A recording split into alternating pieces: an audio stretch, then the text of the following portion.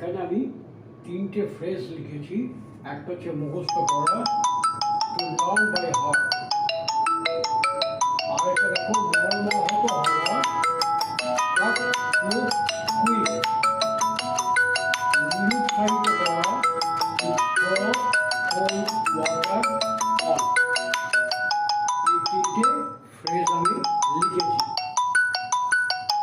এবার দেখো মুখস্থ করা, মুখস্থ করার কিন্তু আরেকটা হয়, সেটা হচ্ছে ক্র্যাম, CRAM, ক্র্যাম। এবার সেন্টেন্সগুলো দেখা যাক। না বুঝে মুখস্থ করো না। হ্যাঁ, টু লার্ন বাই হার্ট হচ্ছে মুখস্থ করা, তাহলে না বুঝে করো না, ডু নট। ডু নটের পরে কি আসবে? যেও না, ডু নট গো। করো না, ডু নট ডু। লিখো না, ডু নট রাইট। মুখস্থ করা, টু লার্ন বাই হার্ট, তাহলে do not learn by heart. না বুঝে মুখস্থ করো না, do not learn by heart. Do not learn, LEARN, learn by heart. কি করে? না বুঝে, না বুঝে, তাহলে উইদাউট, উইদাউট কি? না বুঝে, উইদাউট আন্ডারস্ট্যান্ডিং, আন্ডারস্ট্যান্ডিং।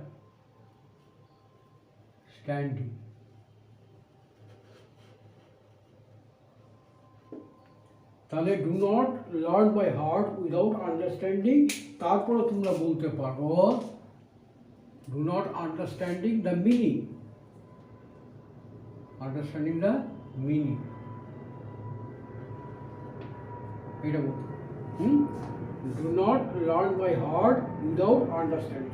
এইটাকে আরেকটা ইংরেজি বলতে পারো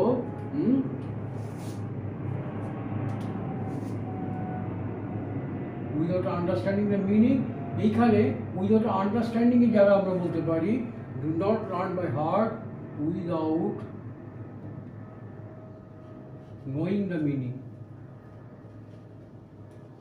নোয়িং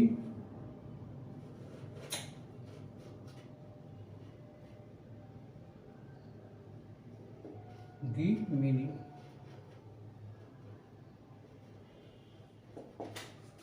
একটা হতে পারে। আবার দেখো বহু বাচ্চাই না বুঝে মুখস্থ করে, একই রকম ইংরেজি হবে। শুধু সাবজেক্টটা পাল্টে গেল। সেখানে কি হবে? Many kids, many kids.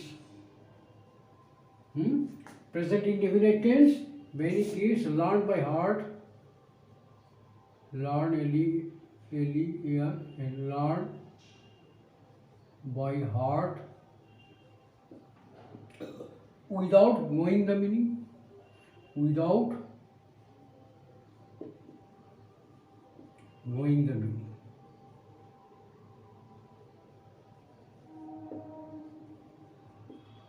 meaning এবার দেখো বহু বাচ্চাই না বুঝে, এইটা যদি আমরা বলি, একটু ওপরে জায়গা নিয়ে আমি নিচের দিকে দেখাচ্ছি। না বুঝে,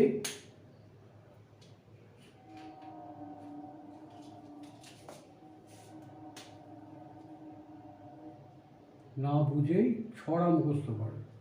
দেখবে আমাদের বাঙালি ঘরের ছেলেমেয়েরা ইংলিশ মিডিয়াম স্কুলে ভর্তি হয়েছে, হয়তো প্রেপ 1 বা প্রেপ 2তে ভর্তি হয়েছে, তাদের রাইমস মুখস্থ করা হয়, মুখস্থ করানো হয়। তার রাইমসগুলো মুখস্থ করে ফেলে, কিন্তু রাইমসের যে কী মানে তার অর্থগুলো জানে না। না জেনেই হয়তো টুইঙ্কল টুইঙ্কল লিটল স্টার মুখস্থ করে বসে রইল। Pussy cat where had you been মুখস্থ করে ফেললো, কিন্তু মানেটা বুঝলো না। সেরকম বহু বাচ্চাই না বুঝে, বহু বাচ্চাই না বুঝে ছড়া মুখস্থ করে। সেরকম ক্ষেত্রে আমি কী বলবো? দেখো এই যে বহু বাচ্চা, মেনি কিডস, এই যে ছড়া, ছড়া ইংরেজিটা কোথায় চলে যাবে? তাহলে মেনি কিডস লার্ন রাইমস, এখানে হবে রাইমস, RHYMES। তাহলে many kids learn rhymes by heart. রাইমসটা ভেতরে ঢুকলো, এটা খেয়াল করে দেখো। যেটা শিখছে অবজেক্টটা হচ্ছে রাইমস। তাহলে many kids learn rhymes by heart without knowing the meaning, না বলে আমরা বলবো ইটস মিনিং, অর্থাৎ এই ছড়াটার কী অর্থ সেটা না বুঝে এটা মুখস্থ করে থাকে। বোঝা গেল? তারপর এটা দেখা যাক এখানে কি আছে। মুখস্থ করা আর অর্থ বোঝা দুটো আলাদা জিনিস।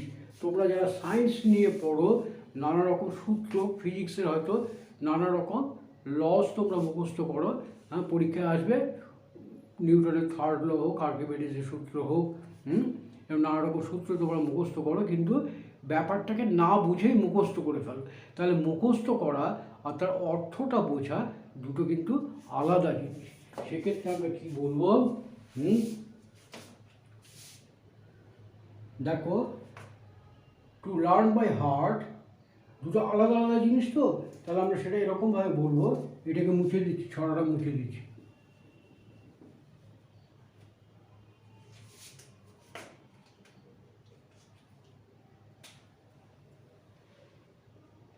টু, দেখো, লার্ন বাই হার্টটাও মুখস্থ করা, ক্র্যামটাও মুখস্থ করা, দুটোই আমরা ব্যবহার করতে পারি। আমি এখানে ক্র্যামটা ব্যবহার করছি, এখানে লার্ন বাই হার্টটাও ব্যবহার করতে পারতাম, না করে ক্র্যামটা ব্যবহার করছি, লিখতে সময় কম লাগবে তাই। To cram and to understand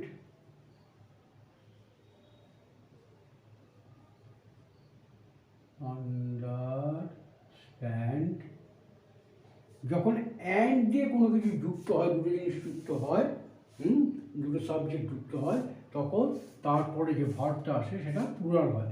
তাহলে to cram and to understand R two আলাদা জিনিস, আলাদা মানে বিভিন্ন জিনিস, ডিফারেন্ট, ডিফারেন্ট থিংস। বোঝা গেল? তাহলে মুখস্থ করা আর অর্থ বোঝা দুটো আলাদা জিনিস, আলাদা ব্যাপার। তাহলে to cram and to understand R two different things. বোঝা গেল? হচ্ছে মর্মাহত হওয়া, ইংরেজি হচ্ছে কাট টু কুইক। তাহলে দুটো বাক্য আমি লিখেছি, দেখো, ছেলের রূঢ় ব্যবহারে তিনি মর্মাহত। তাহলে he is cut two quick, ছেলের রূঢ় ব্যবহারে তিনি মর্মাহত, he is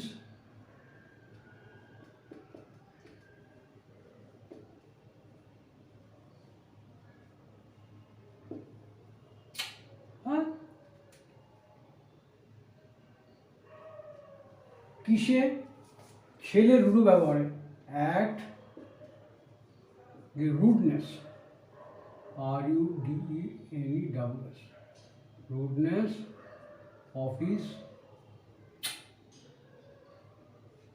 of his son। ব্যবহারে যদি বলি তাহলে রুডনেসের বদলে আমরা আরেকটা ব্যবহার করতে পারি। রুডনেস মানে পুরো ব্যবহার করেছি, এখানে কন্ডাক্টও আমরা বলতে পারি। He is cut two quick at দি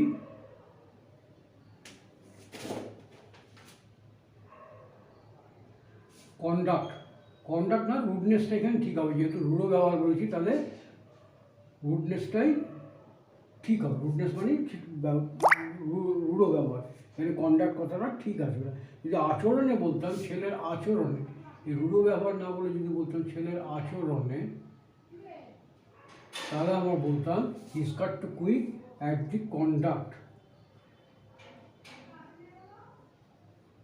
এইটা তাহলে বলতাম না, the conduct of his son. বোঝা গেল? আবার দেখো, তার হঠাৎ মৃত্যুর খবরে আমরা মর্মাহত, হঠাৎটা বাদ দিয়ে রাখো এখন, তার মৃত্যুর খবরে আমরা মর্মাহত। তাহলে উই আর, দেখো এখানে হি ইজ কাট, তারপর বলছে আমরা উই কাট টু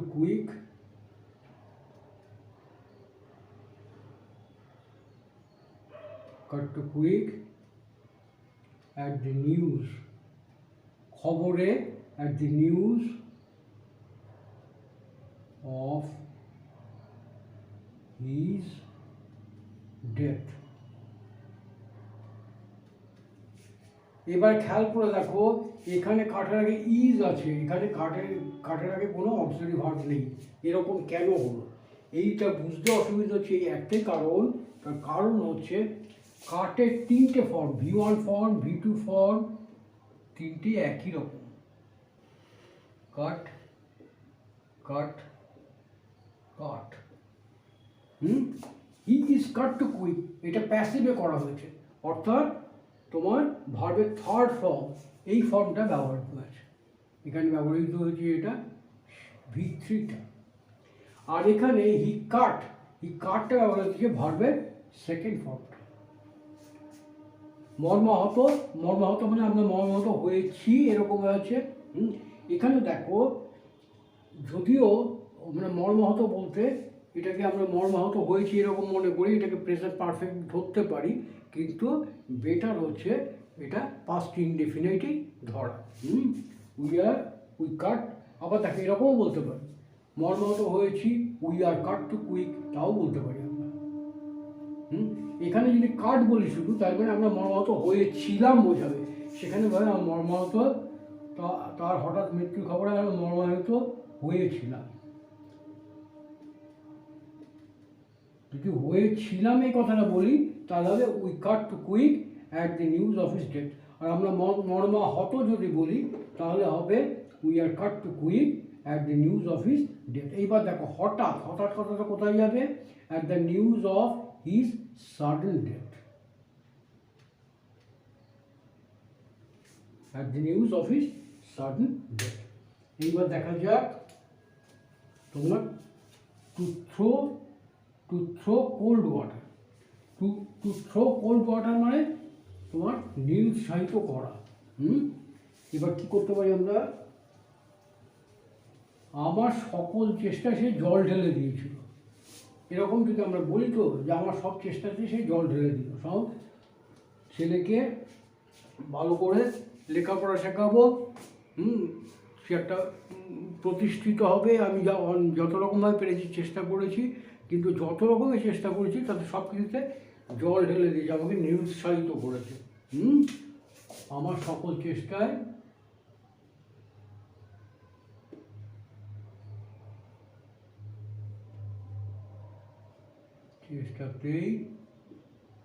সে জল ঢেলে দিয়েছে।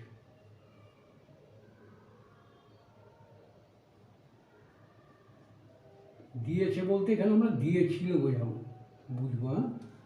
তাহলে কি হবে? হি থ্রিউ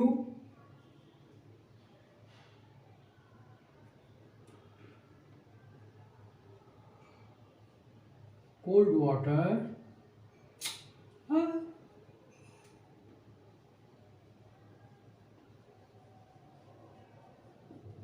to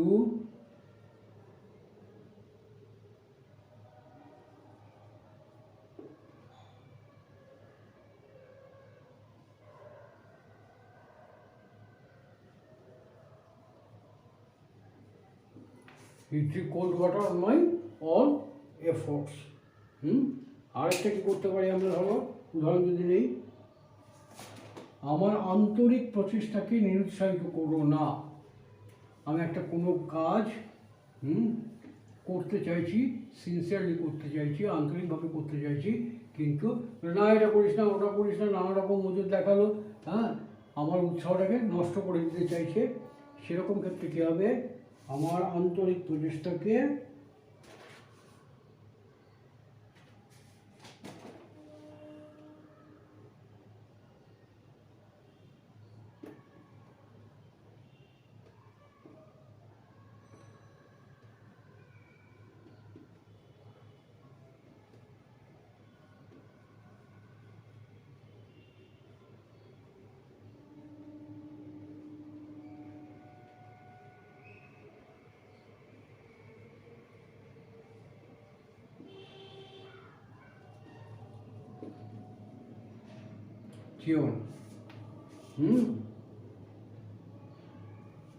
দেখো, এটাকে আমরা আরেক রকমভাবে বলতে চাই।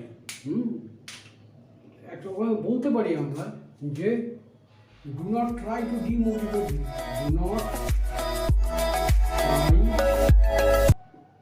টু ডিমোটিভেট, এটা মানে নিরুৎসাহিত করা। Do not try to demotivate me, এরকমভাবে আমরা বলতে পারি। কিন্তু যেহেতু আমরা এইটা নিয়ে পড়ছি, এটা শেখার চেষ্টা করছি, সেই জন্য আমরা বলবো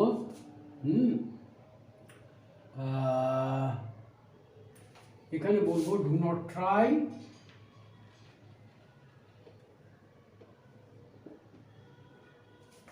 to throw cold water. Do not try to throw cold water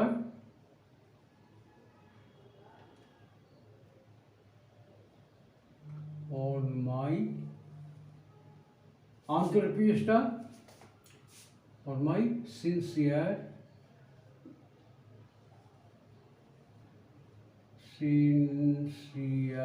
efforts. Do not try to throw cold water on my sincere efforts. মোটামুটি তাহলে এইটা তোমরা শিখে নাও আগে।